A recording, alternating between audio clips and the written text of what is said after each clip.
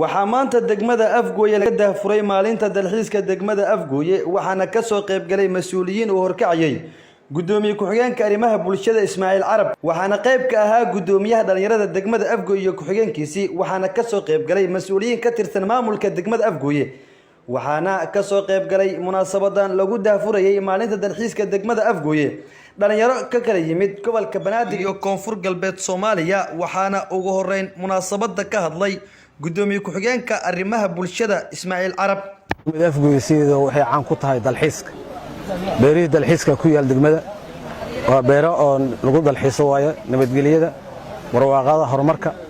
intaas ay markasta degmada Afgooye ay kamid ahayd ilaa waagii lagu yaqaanay dawladii Maxamed Siyaad iyo dawladii hore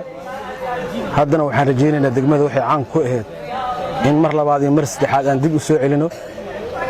dalxiiska isdhexgalka ee bulshada waa degmo barwaaqo ah waa degmo laga helo qaybaheeda kala duwan haddii ahaalaheeda qudaartii haddii ahaalaheeda xoolihii iyo caanihii waa degmo mar kasta qudaartii ka soo baxdo loo iibgeeyo dalka Soomaaliya iyo dibadaha inta marka waxaan leenahay dadka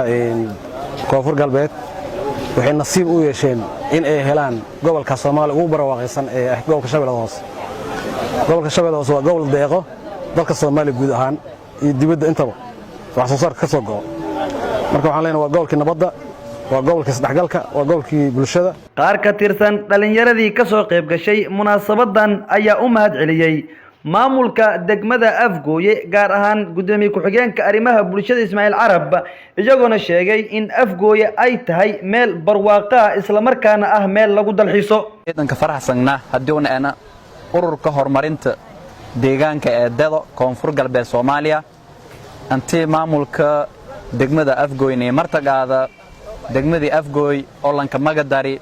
goobtii barwaaqada goobtii dalxiiska goobtii nimcada meelahay Koonfur Galbeed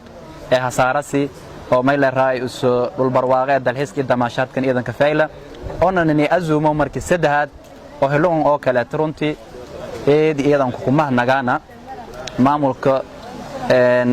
degmada Afgooye iyo booshaashal duun aan shal qaadana gudoomiyaasha Ankawiinye iyo gudoomiyaha dhalinyarta degmada iyo tiimshi iska dooban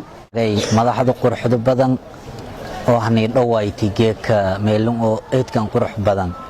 lamada kuntum isiidkii ayinka dambeeytay markoo gudoomiyigi gudiga gurmudka abaaro waanahay wasiirka arrimaha gudaha Koonfur Galbeed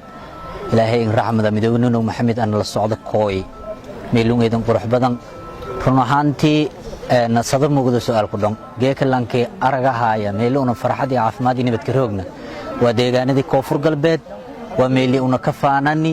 waa Afgooye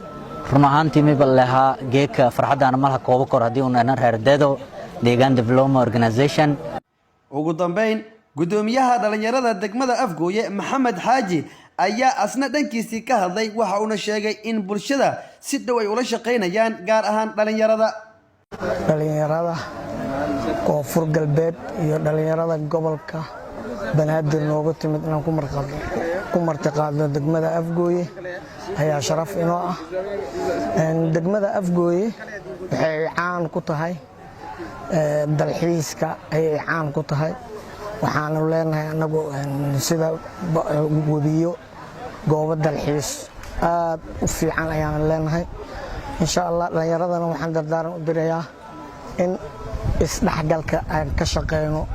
markee waa dhalinyarada waa laf dhabarta bulshada in aan ka shaqeyno si aan isku dhexgali lahayn